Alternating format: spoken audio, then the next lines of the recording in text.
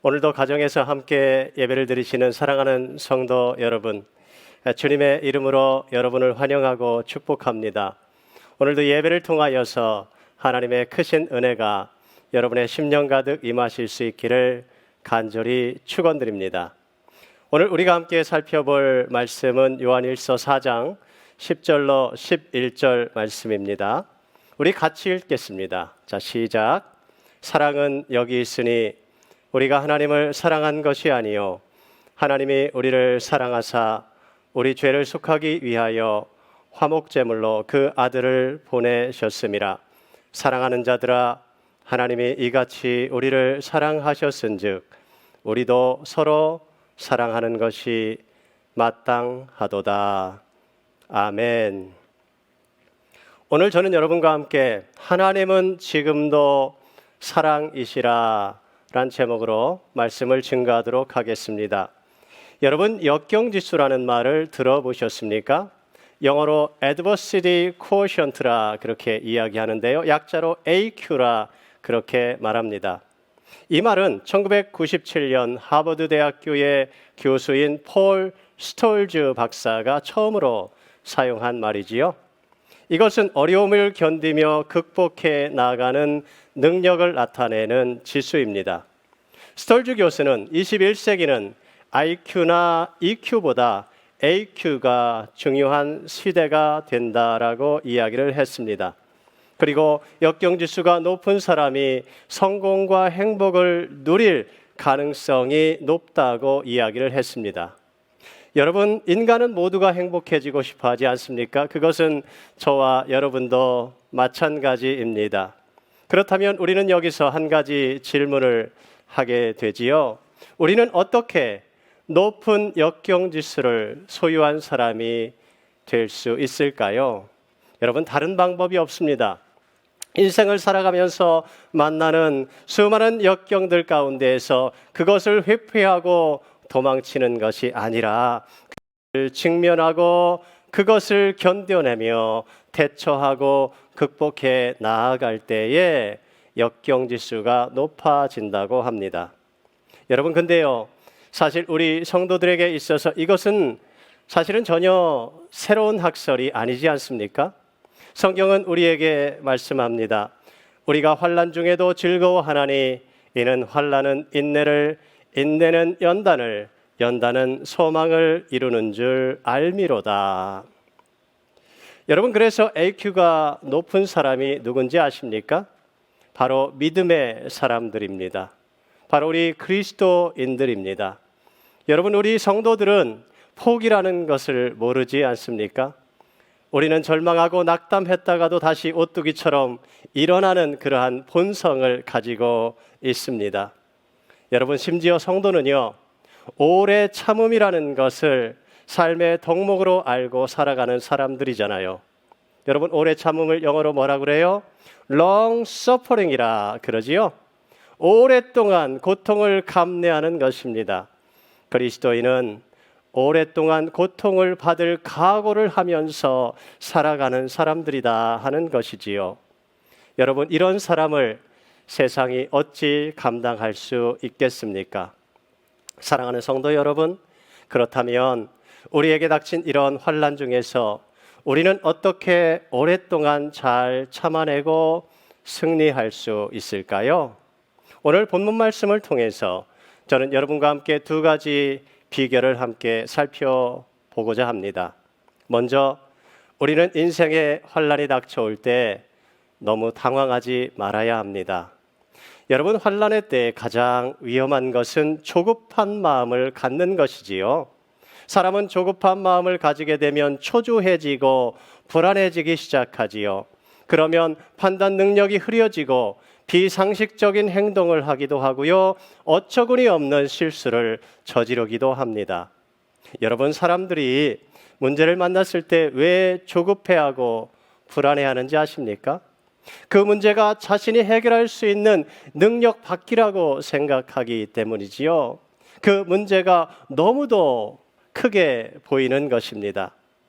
여러분, 그래서 우리가 하나님을 믿는 거잖아요. 그런데 하나님을 믿으면서도 문제를 만났을 때 우리가 늘 불안해하고 초조해하면서 살아간다 하면 아마도 그거는 불신앙일 것입니다. 하나님을 온전히 신뢰하지 못하기 때문이지요. 오늘 성경은 이렇게 말씀하고 있습니다. 사랑하는 자들아, 하나님이 이같이 우리를 사랑하셨은즉. 여러분, 여기 이같이가 무슨 뜻입니까? 바로 10절에 나오고 있지요. 우리 같이 읽읍시다. 자, 시작. 하나님이 우리를 사랑하사 우리 죄를 속하기 위하여 화목제물로 그 아들을 보내셨음이라. 하나님이 우리 죄를 속하기 위해 하나밖에 없는 아들을 죽도록 내어주셨답니다. 여러분, 하나님이니까 아들을 죽음에 내어주시는 것이 쉬웠겠지라고 절대로 생각하지 마십시오. 아니, 여러분, 아들이 열인들 여러분 하나를 내어주는 것이 안타깝지 않았겠습니까?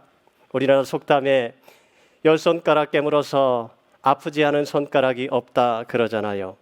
여러분, 하물며 불완전한 우리 인간들도 그럴진데 여러분, 하나님의 마음은 얼마나 아프셨겠습니까? 그래서 예수님께서 십자가에 달려 숨을 거두실 때에 온 세상이 흑암으로 덮였던 것이지요. 하나님께서 예수님의 죽으시는 그 모습을 도저히 보실 수가 없으셨던 거예요. 여러분, 이같이 하나님이 우리를 사랑해 주셨습니다. 그래서 제가 구원받았고요. 그렇게 해서 여러분이 구원을 받으셨습니다. 그런데 지금에 와서 하나님이 환난이 닥쳤다고 우리를 버려 두시겠습니까? 여러분, 전쟁이 일어났다고 우리를 떠나시겠습니까? 전염병이 창궐한다고 우리를 모른 채 하시겠습니까? 아니요, 천만에요. 하나님은 우리를 끝까지 책임져 주십니다. 이 믿음이 있으면 아무리 어려운 시련이 우리의 삶 가운데 닥쳐온다 할지라도 우리는 당황하지 않을 수 있습니다. 칼 매닝거라는 사람이 이런 말을 했지요. 사건보다 중요한 것은 해석이다. 사건이 문제가 아니라 그 사건을 어떻게 해석하고 반응하느냐에 따라 그 사건의 결과가 달라진다는 것입니다. 똑같은 일도 부정적으로 잘못 해석을 하면 더욱 어렵고 힘든 상황 가운데 빠지게 되고요. 그것을 긍정적으로 믿음으로 해석을 하면 그 속에서도 감사의 제목들을 발견할 수 있고요. 오히려 새로운 행복을 그 안에서 찾게 된다라는 것입니다. 그래서 여러분, 인생을 살다가 문제를 만났을 때 당황하실 필요가 없습니다. 그 속에 우리가 전혀 기대치 못했던 그러한 행복이 숨겨져 있는지 누가 압니까? 흑인 여성 최초로 미국 국무장관을 지낸 콘돌리자 라이스가 이런 말을 했지요. Life is full of surprise. 인생은 놀라운 일로 가득합니다. 그녀가 말합니다. 도로를 운전하고 가다가 예상치 못한 길로 들어섰을 때 당황하지 말고 즐기십시오. 열린 마음을 가지고 기대하십시오. 그것이야말로 성공을 위한 중요한 자세입니다. 여러분, 이 라이스 국무장관은 믿음의 여인입니다. 기도하는 여인이에요. 그녀가 이렇게 고백할 수 있었던 것은 하나님에 대한 믿음과 신뢰가 있었기 때문이지요. 지난주에 제가 정말 그런 일을 당했습니다. 집안에만 있는 것이 너무 답답하고 깝깝해서 바닷가에 다녀왔습니다.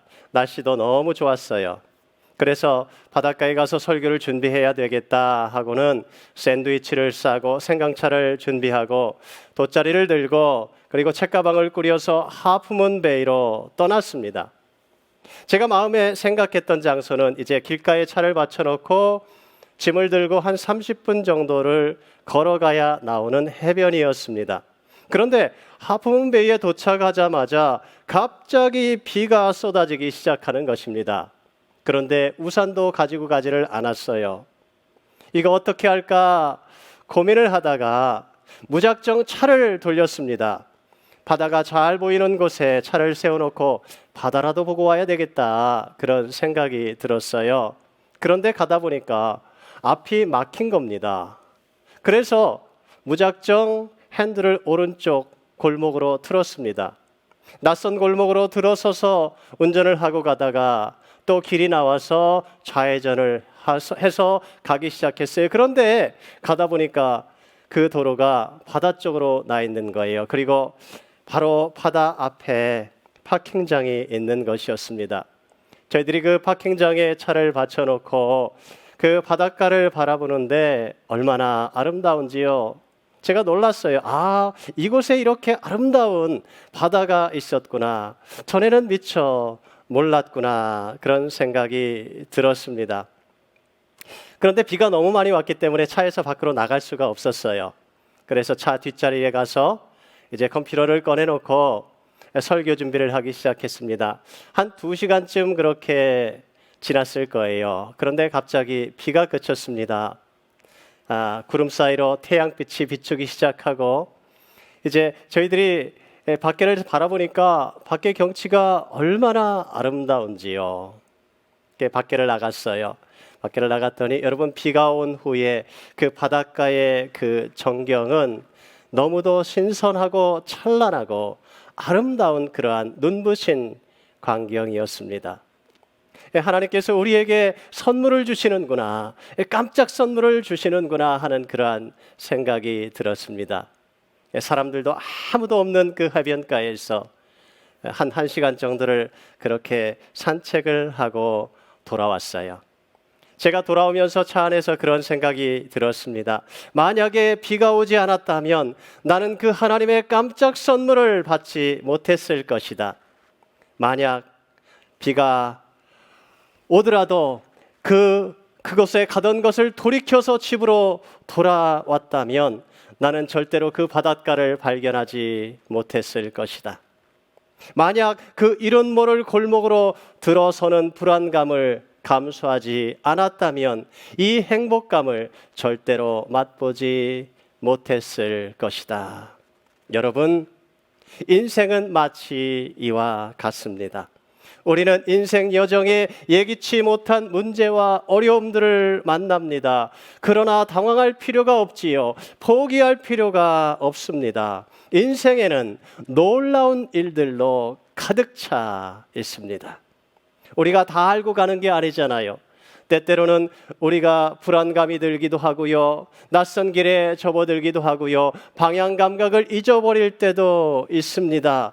여러분, 그러나 하나님을 신뢰하고 하나님을 믿고 우리는 발걸음을 내디디고 앞으로 나아가는 것입니다.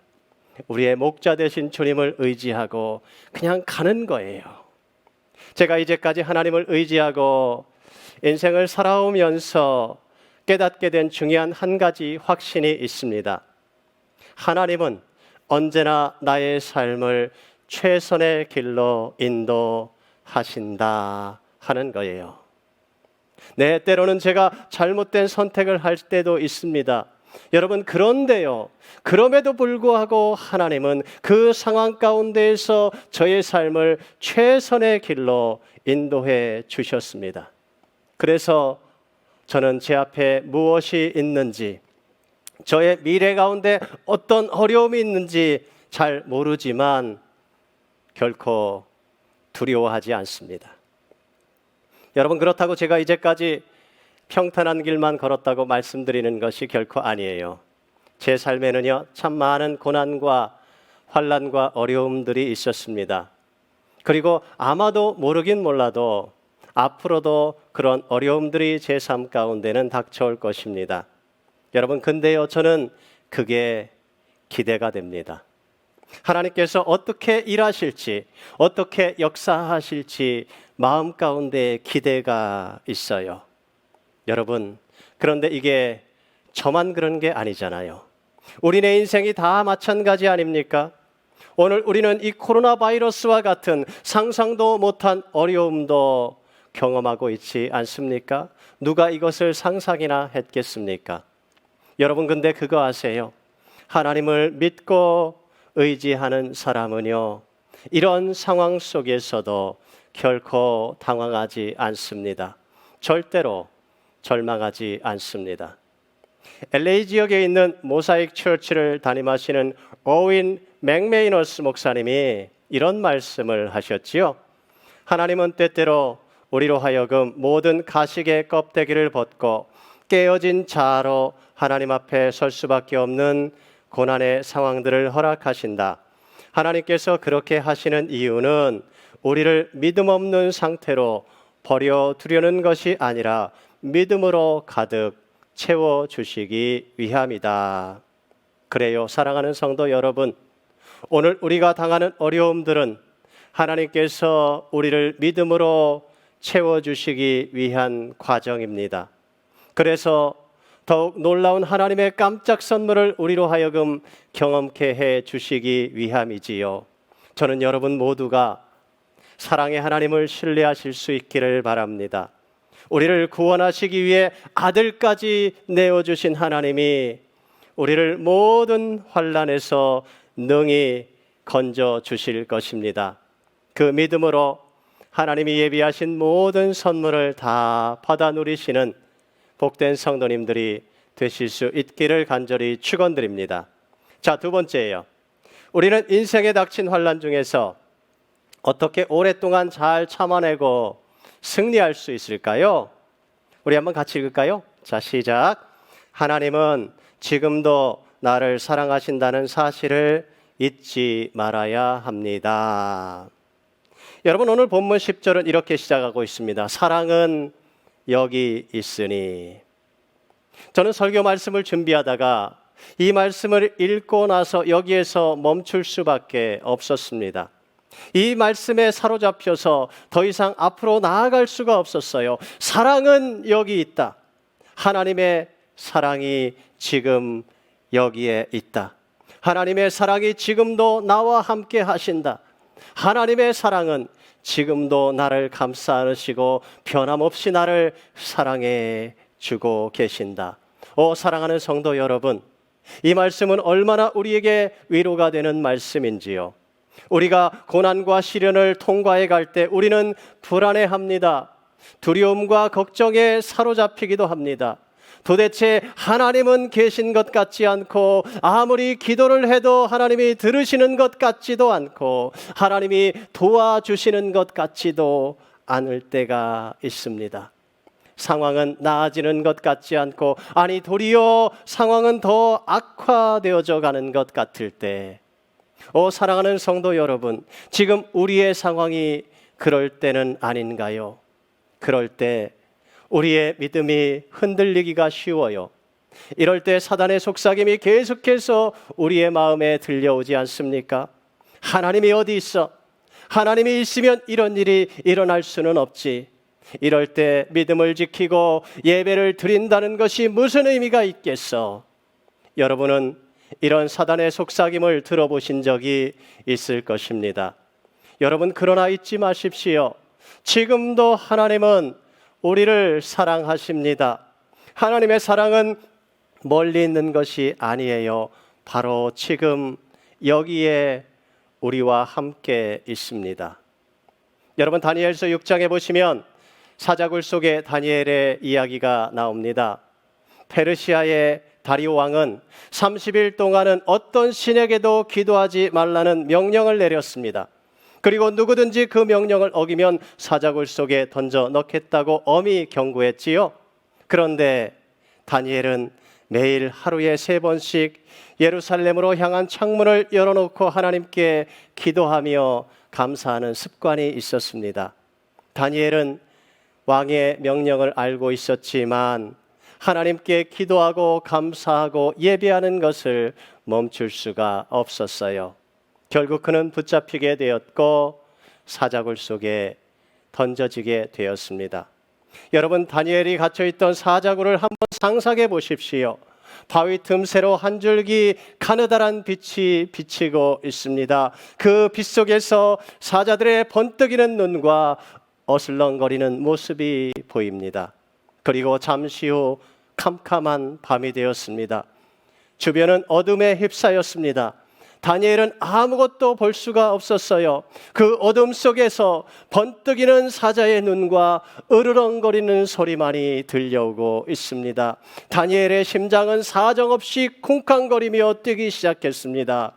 갑자기 무시무시한 공포와 두려움이 밀려오기 시작했습니다. 그러나 도망칠 수도 없어요. 아무리 소리친다고 소용도 없습니다. 그의 머릿속에는 수많은 생각들이 들어오기 시작했을 거예요. 괜히 고집을 피운 것이 아닌가? 왕이 기도하지 말라고 했을 때 30일만 참을 걸, 아니면 창문이라도 닫고 몰래 숨어서 기도할 걸 그랬나? 하나님이 도와주시지 않으면 어떻게 하지? 만일 하나님이 살아계셔서 나를 도와주시지 않는다면 나는 이대로 죽는 것인가? 나는 믿음을 끝까지 지켰는데 이게 무슨 꼴이란 말인가? 나는 끝까지 하나님을 사랑했는데 그 결과가 고작 이거란 말인가? 그런 후회와 회한과 의심과 두려움과 공포가 온통 섞여서 한꺼번에 그의 마음속에 밀려오기 시작했습니다. 여러분, 그러나 다니엘은 그 사자굴 속에서 무릎을 꿇었습니다. 그리고 두 손을 들고 하나님께 찬송하기 시작했어요. 하나님께 기도하기 시작했어요. 하나님께 예배하기 시작했습니다. 그는 알았어요. 하나님은 예루살렘에만 계신 하나님이 아니신 줄 알았습니다. 그는 하나님은 이스라엘에만 계신 하나님이 아니신 줄을 알았습니다. 그가 포로로 먼 나라에 끌려와서 그곳에서 하나님께 예배드릴 때에도 하나님은 그에게 은혜를 베풀어 주셨습니다. 그가 매일 하루에 3번씩 창문을 열어놓고 하나님께 기도하며 감사했을 때에도 하나님은 그의 기도를 들으셨고 그의 예배를 받아 주셨습니다. 그가 그 하나님을 신뢰하기 시작했어요. 그는 알았어요. 그 사자굴 속에서라도 하나님은 자기와 함께 하시고 거기서도 하나님은 자기의 예배를 받으실 것이라는 사실을 그는 믿어 의심치 않았습니다. 그는 두 손을 들고 하나님 앞에 찬양하기 시작했어요. 하나님 앞에 기도하기 시작했어요. 하나님께 예배를 드리기 시작했습니다. 그러자 그의 마음 가운데에서 한순간에 두려움이 사라지기 시작했어요. 그의 마음을 사로잡고 있던 그 불안함이 안개가 걷히듯이 깨끗이 걷히기 시작했습니다. 여러분, 두려울 때 하나님께 기도하십시오. 불안할 때 하나님 앞에 찬송하십시오. 여러분, 괴로울 때, 의심이 들 때 하나님 앞에 나아가 하나님께 예배를 드리십시오. 그러면 두려움이 사라집니다. 하나님의 위로가 임하기 시작하고요, 하나님의 평강이 우리 마음 가운데 임하기 시작하는 거예요. 여러분, 우리의 인생에 당하는 고난과 시련은 우리의 믿음의 민낯을 모두 드러내 보여주지 않습니까? 평소에는 자기가 자신의 믿음을 치장하고 꾸미고 포장하고 변장할 수 있을지 몰라요. 그러나 우리의 삶의 고난과 시련이 닥치면은요, 우리는 우리의 믿음을 꾸밀 수가 없지요. 그래서 본래 우리의 믿음 그대로 하나님 앞에 나아갈 수밖에 없습니다. 여러분, 오늘 다니엘의 믿음의 민낯은 어땠나요? 그는 지금 사자굴 속에서 하나님을 바라보고 있습니다. 그는 사자굴 속에서도 하나님을 신뢰했습니다. 그는 사자굴 속에서도 하나님께 예배를 드리고 있습니다. 여러분, 그의 믿음은 흔들리지 않았습니다. 그는 믿었어요. 하나님은 지금 여기에 나와 함께 계신다.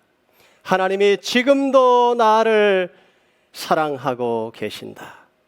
그는 하나님이 자신의 모든 상황을 다 알고 계시다는 것에 대해서 조금도 믿어 의심치 않았지요. 다니엘은 자기에게 앞으로 어떤 일이 닥쳐올지 몰랐습니다. 아마 사자에게 잡혀 먹혀 죽게 될지도 모른다는 생각도 들었을 거예요. 그러나 다니엘은 그 모든 결과를 하나님께 맡겼습니다. 그는 전적으로 하나님을 신뢰하기로 했어요.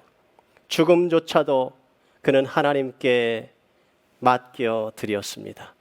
설사 그가 거기서 죽게 된다 하더라도 그는 자신의 영혼이 천국에서 영광스러운 하나님의 보좌 앞에서 하나님과 얼굴을 맞대고 보게 될 것을 그는 의심치 않았습니다. 그렇게 다니엘이 사자굴 속에서 하나님께 예배드리기 시작했을 때에 여러분 무슨 일이 일어났습니까? 나중에 다니엘이 이렇게 고백하지요. 여러분 우리 한번 같이 읽읍시다. 자, 시작. 나의 하나님이 이미 그의 천사를 보내서 사자들의 입을 봉하셨으므로 사자들이 나를 상해하지 못하여 싸우니. 할렐루야. 여러분 이게 무슨 말이에요? 하나님께서 거기서 다니엘과 함께 하셨다는 거예요. 하나님께서 사자들의 입을 봉해 주셨습니다. 하나님이 다니엘을 지켜주셨어요. 하나님은 다니엘을 그 사자 굴 속에서도 사랑해 주셨습니다.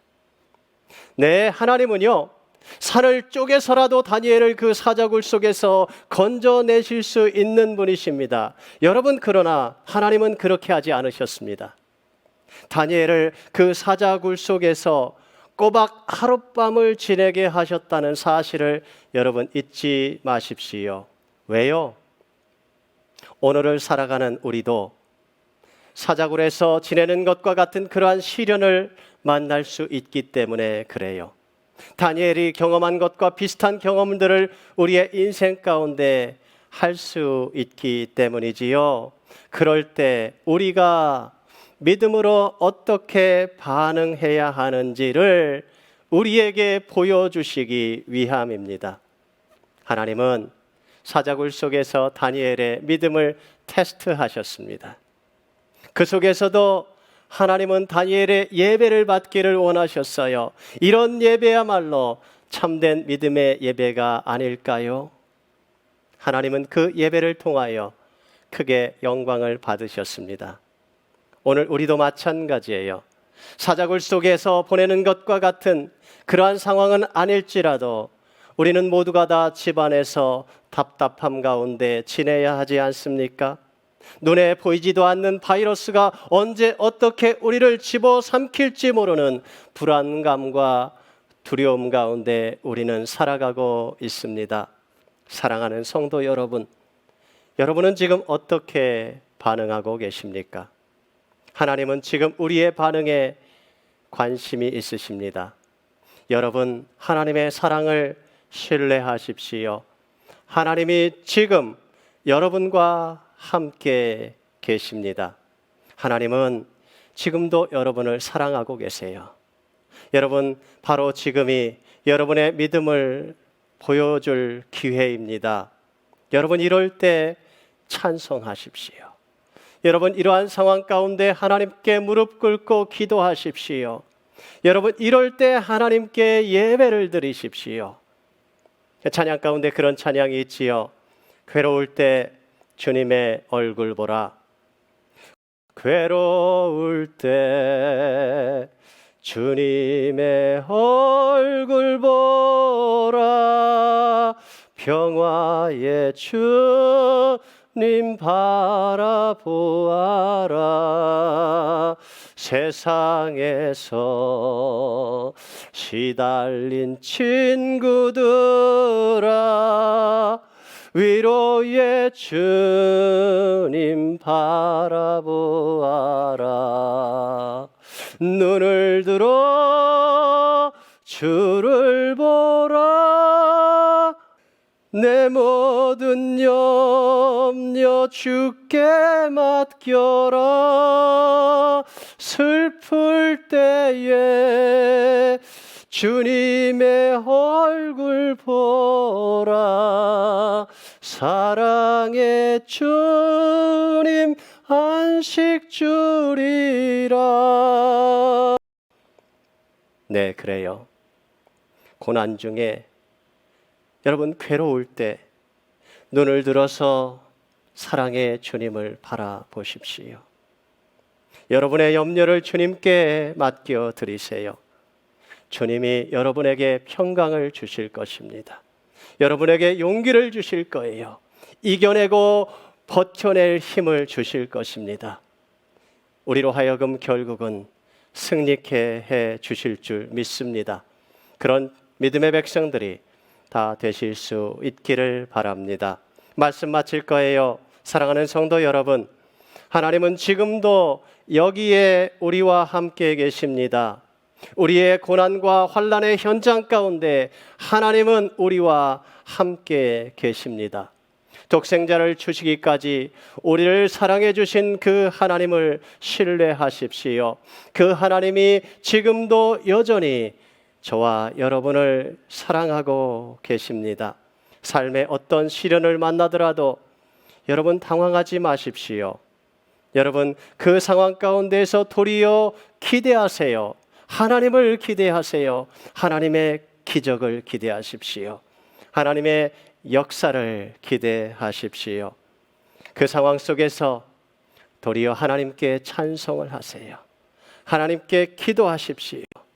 하나님께 예배를 드리세요. 하나님이 오래 참고 견딜 수 있는 힘을 주실 것입니다.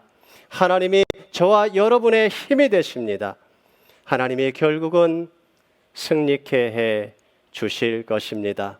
저는 여러분들이 오늘 당하는 모든 환난 가운데에서도 그렇게 믿음으로 날마다 승리하는 주의 백성들이 다 되실 수 있기를 간절히 축원드립니다. 기도하시겠습니다.